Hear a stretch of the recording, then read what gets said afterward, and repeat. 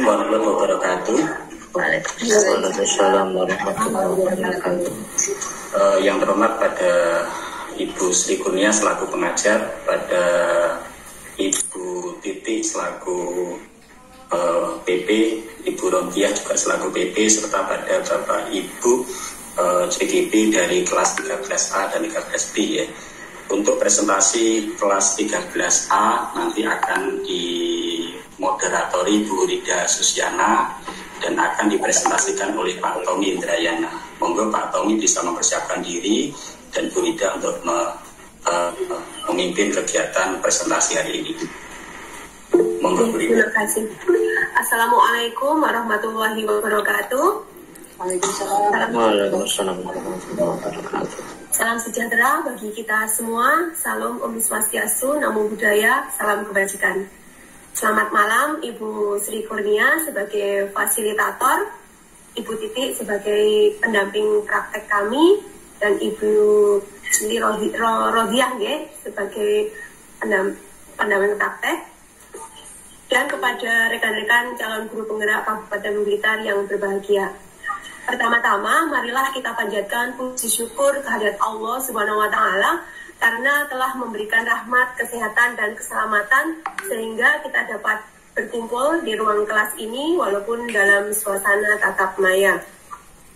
Adapun pada kegiatan kali ini kita akan membahas mengenai desain kerangka pembelajaran sesuai dengan pemikiran Ki Hajar Dewantoro. Perkenalkan, saya Rida dan saya bertugas sebagai moderator pada hari ini. Saya akan membimbing jalannya diskusi. Untuk adapun anggota kami yaitu Bapak Imam Wahyudi, Bapak Tommy, dan Ibu Dwi Prastiowati. Adapun acara pada malam hari ini yang pertama yaitu pembukaan, selanjutnya penyampaian materi, sesi tanya jawab, dilanjutkan dengan masukan atau arahan dari rekan calon guru penggerak, kemudian penutup dan doa. Memasuki susunan yang pertama yaitu pembukaan, mari kita buka acara ini dengan bacaan basmalah. Bismillahirrahmanirrahim. Untuk selanjutnya yaitu pemaparan materi yang akan disampaikan oleh Bapak Tommy. Kepada Bapak Tommy, waktu dan tempat dipersilahkan. Baik, bagaimana untuk suara saya terdengar jelas di monitornya Bapak Ibu? Jelas Pak. Jelas. Nah, baik, terima kasih. Perkenalkan, nama saya Tommy Indrayana, SPDGR. Saya sebagai di sini adalah presenter untuk kelas 13A. Dalam tema kali ini, kelas 13A menumbuhkan profil Pancasila, gotong royong melalui budaya rewang. Ya, jadi istilahnya lagi tren ya. Ini musimnya musim penganten. Jadi musim rewang sudah banyak sekali ya. Jadi saya mengambil tema rewang untuk melalui budayanya, budaya gotong royong dari kelas 13A SIGIP Kabupaten Blitar. Baik. Untuk di sini terima kasih untuk fasilitator yaitu Bunda Sri Kurniawati ya. Mohon maaf jika nanti salah menyebutkan nama atau salah menulis nama. Berikutnya di sini adalah pengajar praktek kami yang kami cintai, Oma yang selalu mengingatkan saya, yang selalu mengoprak-oprak saya walaupun saya agak tembeng di sini nggih. Terima kasih banyak Oma. Dan terima kasih atas kehadirannya untuk pengajar praktek kelompok 13B, Ibu Romdiah ya. Terima kasih sudah hadir. Di sini saya berterima kasih untuk fasilitator sama pengajar praktek kami ya, Oma Titi dan Bunda Sri Kurniawati. Untuk table of content-nya untuk kelas kami ya, di sini adalah yang pertama adalah budaya rewang. Yang kedua adalah profil pelajar Pancasila, dan yang ketiga adalah kompetensi pelajar Pancasila, dan yang keempat adalah pelaksanaan konflik di sekolah, dan yang terakhir yang kelima adalah potensi yang dimiliki, tanggapan dan solusi dari profil pelajar Pancasila. Baik, sebelum menginjak ke materi, saya akan memperkenalkan kru kami ya. Jadi kru kami di sini agak sedikit hits ya. Bisa disimak Bapak Ibu.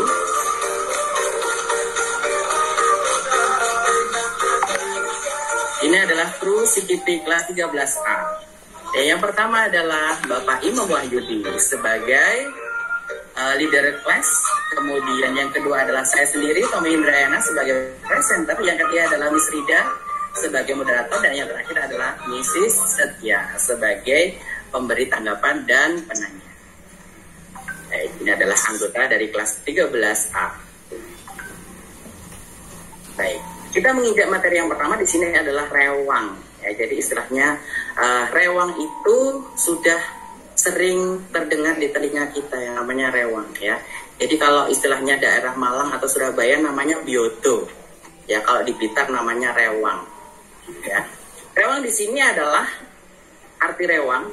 Rewang diungkapkan di atas, maksudnya di sebelumnya, pada dasarnya memiliki pengertian, yakni pengerahan tenaga secara bersama-sama, ya, dengan tujuan untuk meringankan beban kerabat atau tetangga dekat yang memiliki hajatan atau gawe.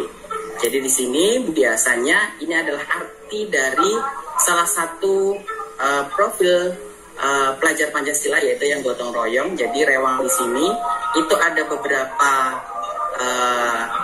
kunci ya. Jadi istilahnya yang pertama di sini adalah bagian juru masak yang mengolah makanan, mengolah masakan untuk nantinya akan disajikan. Kemudian ada juru saji yang menyajikan kepada yang buwuh ya, atau istilahnya yang becek kalau di sini.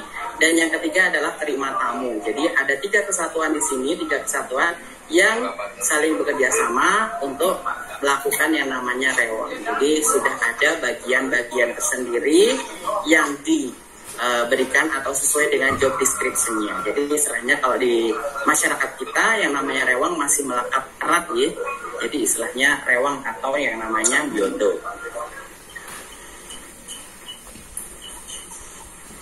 Dan yang kedua adalah profil pelajar Pancasila. Karena di sini saya mengambilnya rewang, dan di sini adalah yang pertama beriman kepada Tuhan Yang Maha Esa dan berakhlak mulia. Dan yang kedua adalah kebinekaan global. Dan yang ketiga adalah gotong royong. Dan yang keempat adalah mandiri. Dan yang kelima adalah bernalar kritis. Dan yang terakhir adalah kreatif. Karena di sini saya mengambil rewang, jadi rewang itu adalah salah satu bentuk profil pelajar Pancasila dan dari gotong royong. Ya, jadi saya mengambil untuk profil pelajar Pancasila yaitu adalah gotong royong. Jadi gotong royong di sini adalah kita bekerja sama bersama-sama untuk melakukan pekerjaan atau istilahnya melakukan kegiatan secara bersama-sama supaya kegiatan bisa berjalan sesuai dengan rencana dan tuntas. Untuk kompetensi pembelajaran Pancasila, yaitu adalah yang pertama di sini adalah siswa mempunyai kesadaran untuk bergotong royong. Nah, hubungannya dengan rewang itu apa untuk bergotong royong? Jadi hubungannya adalah di sini siswa kan hidupnya di masyarakat, otomatis dia kalau ada tetangganya yang lagi mantu atau gawe di sini bisa mengikuti terlibat untuk melakukan gotong royong dalam proses rewang di sini. Dan yang kedua di sini adalah siswa membudayakan gotong royong. Maksudnya di sini adalah jadi siswa di sini melakukan budaya. Jadi istilahnya jangan sampai yang namanya budaya rewang istilahnya itu jadi hilang. Jadi istilahnya siswa selalu terlibat untuk budaya gotong royong, yaitu adalah budayanya rewang. Berikutnya untuk indikator ketercapaian, di sini ada 2 indikator. Yang pertama adalah siswa dapat dengan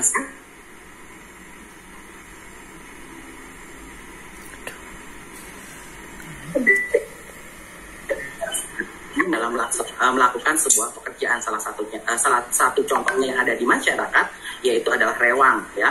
Tapi kalau di sekolah otomatis kalau ada kegiatan sekolah seperti kerja bakti dan sebagainya, membersihkan area sekolah, itu juga bisa termasuk ke dalam gotong royong. Dan yang kedua adalah siswa dapat menjadikan gotong royong sebagai budaya. Jadi gotong royong harus ditanamkan kepada siswa kita sebagai budaya bangsa kita, sebagai budaya profil pelajar Pancasila, supaya tidak tergerus oleh modernisasinya zaman ya. Jadi budaya luar itu sudah mulai masuk ke dalam Indonesia dengan budaya-budaya seperti K-pop dan sebagainya, atau istilahnya Korea lover dan sebagainya ya. Jadi budaya gotong royong kita itu kita tetap pertahankan. Jadi istilahnya menjadikan gotong royong sebagai budaya di Indonesia atau budaya pelajar Pancasila. Berikutnya adalah untuk pelaksanaan konkret di sekolah dan di kelas. Jadi untuk pelaksanaan gotong royong secara konkret di sekolah dan di kelas, di sini adalah yang pertama adalah memberikan pemahaman akan pentingnya gotong royong. Jadi kita sebagai seorang pendidik itu akan memberikan pemahaman akan pentingnya gotong royong kepada siswa kita. Jadi gotong royong saling bantu membantu untuk membersihkan area sekolah atau istilahnya kerja bakti yang ada di masyarakat, dan istilahnya gotong royong membantu pekerjaan ya. Di sini adalah yang saya kaitkan di awal seperti rewan ya, jadi saling gotong royong.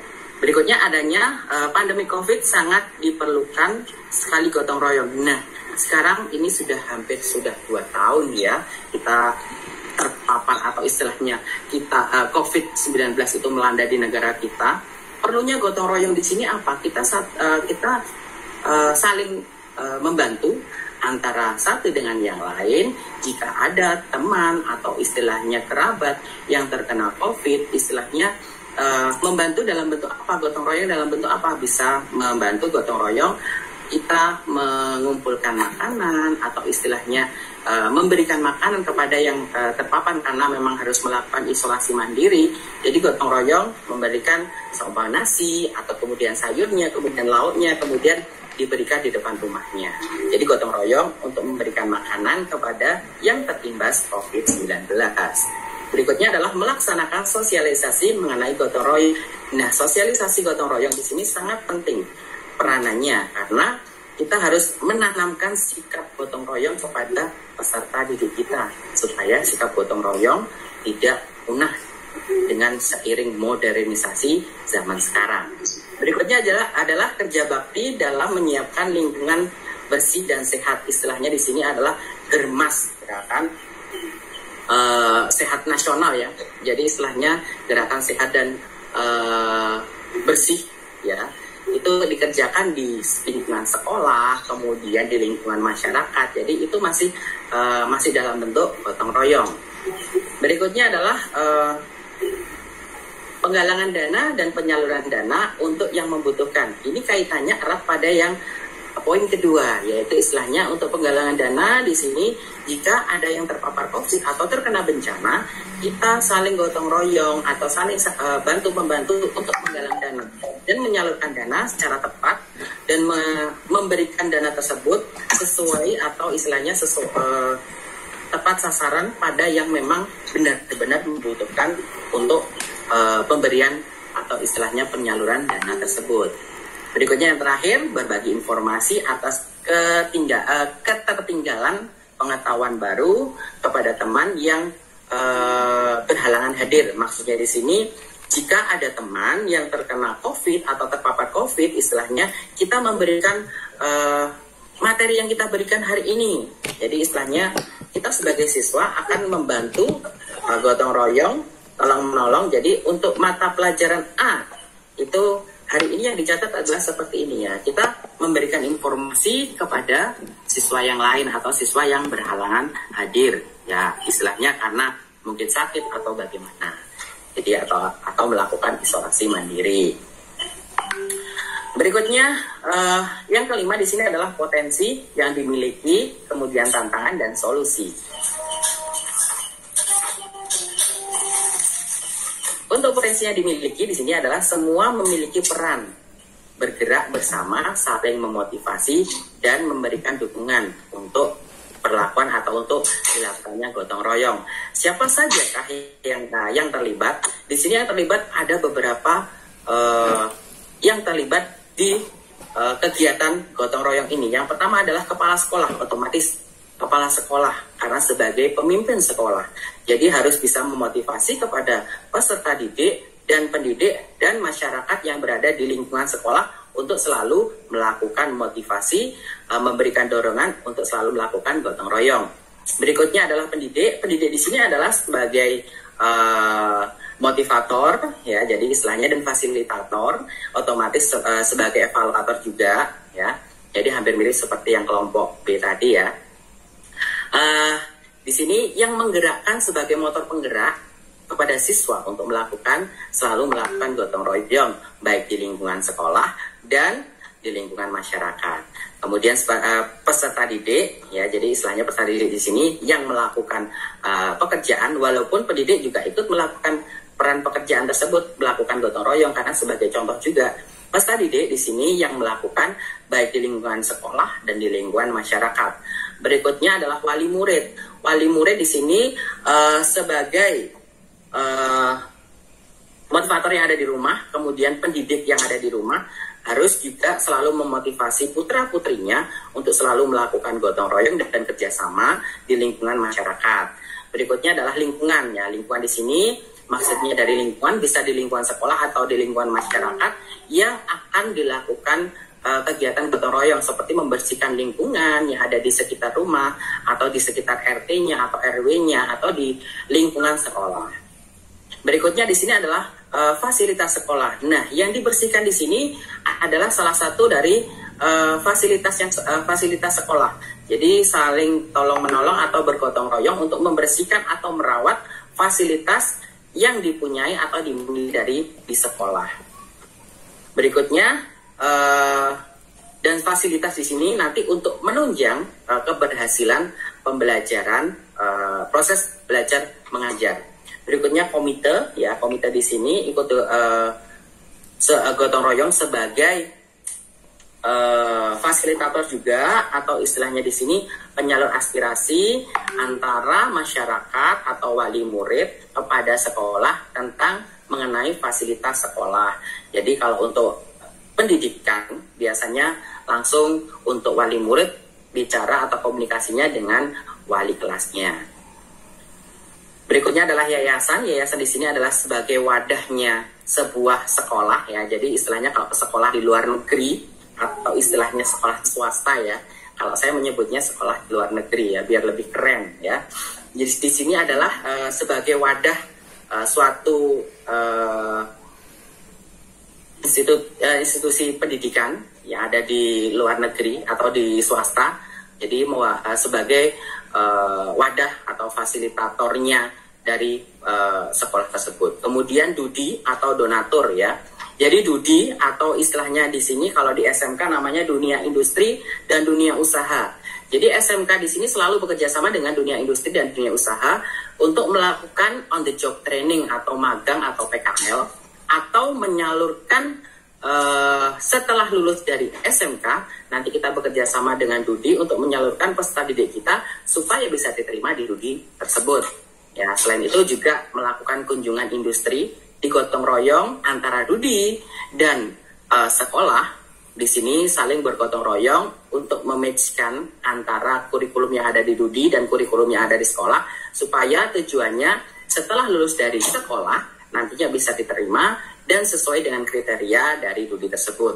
Untuk donatur di sini adalah sebagai penyumbang utama donatur atau donasi pada sekolah tersebut.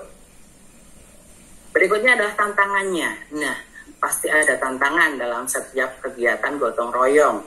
Tidak semua orang memiliki kesadaran untuk saling membantu dan gotong royong. Masyarakat saat ini banyak yang bersifat individual, ya, dan tidak peduli dengan lingkungan, banyak sekali. Jadi istilahnya itu tantangan yang terbesar atau tantangan yang sering tantangan yang kami hadapi, ya. Jadi istilahnya untuk melakukan gotong royong. Jadi masyarakat modern ini sudah mulai menganut sistem individualisme. Jadi istilahnya kamu, aku, ya sudah. Jadi istilahnya bagaimana cara memupuknya untuk gotong royong, dan solusinya ada di sini. Nah, solusinya adalah terus bergerak, memberikan pengertian dan contoh. Jadi istilahnya terus bergerak, maksudnya di sini kita terus memotivasi karena kita sebagai CGP. Jadi istilahnya kita bisa menjadi motivator kepada masyarakat untuk selalu melakukan gotong royong. Jadi kita mengkampanyekan gotong royong, ayo kita gotong royong, membersihkan lingkungan, membersihkan area yang ada di sekolah, atau membersihkan lingkungan yang ada di RT-nya. Jadi istilahnya kita bisa bekerja sama antara satu dengan yang lain, atau masyarakat satu dengan yang lain untuk bergotong royong dalam membersihkan lingkungan yang ada di rumah, atau untuk rewang ya tadi yang ada kegiatan hajatan mantu. Jadi itu untuk solusi yang bisa kami sampaikan. Jadi untuk itu saja dari saya. Terima kasih ya, thank you very much. Itu saja materi yang bisa saya sampaikan. Terima kasih untuk perhatian dari Bapak Ibu CGP, Bapak Ibu fasilitator, dan Bapak Ibu pengajar praktek. Saya kembalikan kepada moderator. Silakan Ibu Rida.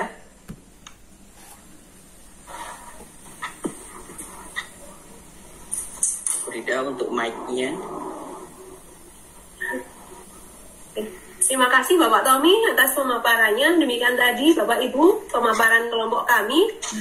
Untuk selanjutnya yaitu tanggapan dari Bapak Ibu, serta kami ada 2 penanya maksimal nih. Monggo Bapak Ibu dari kelompok yang lain. Nggih, Ibu Isa dan Bapak Joko nggih. Assalamualaikum warahmatullahi wabarakatuh. Bapak Isa, Bu Rida. Oh, Bapak Isa ya. Oke, nggih. Ini ganteng sekali ini. Ya, mau sekedar menanggapi dari presentasinya kelompok A, sebuah pemaparan yang bagus sekali dari Pak Tommy. Selamat malam Pak Tommy. Selamat malam Pak Isa. Ya. Terima kasih. Ya, audionya bagus sekali Pak dari sini Pak. Yeah. Kemudian materinya yang disampaikan juga bagus, dan satu Pak yang saya garis bawahi bahwa rewang itu tidak boleh hilang. Ini ya betul sekali Pak. Ini bisa dijadikan pembelajaran bagi anak-anak untuk belajar bergotong royong. Itu saja tanggapan dari saya. Mungkin ada tambahan dari teman-teman yang lain. Monggo silahkan. Assalamualaikum warahmatullahi wabarakatuh. Waalaikumsalam warahmatullahi wabarakatuh. Mungkin ada Bapak Delta Arisandi. Terima kasih sebelumnya.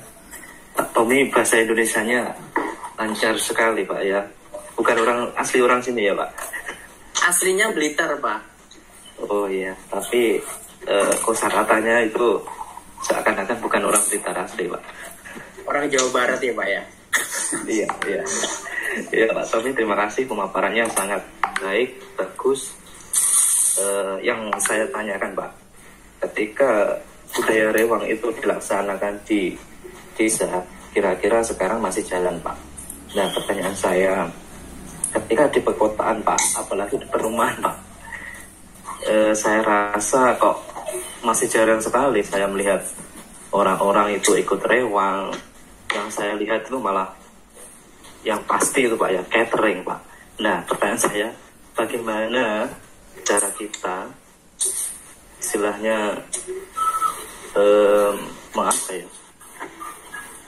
mengenalkan bahwa budaya rewang itu sangat baik sekali, dan bahkan bisa membantu sekali apabila ada keluarga kita atau sanak famili kita ketika repot, kan sangat membantu sekali. Minimal biaya yang keluar kan sedikit Pak daripada kita pesan catering. Terima kasih Pak. Oke. Monggo Bu Rida, siapa yang mau menanggapinya? Pak Imam, monggo. Iya, terima kasih. Yang pertama dari Pak Isa tadi, terima kasih. Jadi kita berharap dengan adanya pemaparan dari Pak Tommy dan kami dari tim kelas 13A ini, budaya rewang nanti tetap bisa kita tanamkan ke anak didik kita. Ya. Selanjutnya ini dari Pak Delta tadi mengenai budaya rewang yang ada di perkotaan. Ya. Mari kita pahami bahwasanya persepsi rewang itu tidak sekup kecil di dalam penataan makanan dan lain sebagainya, sehingga kan kalau di perkotaan sekarang kan sudah diganti dengan catering ya. Saya yakin untuk proses menuju persiapan itu juga melibatkan tetangga dan lain sebagainya.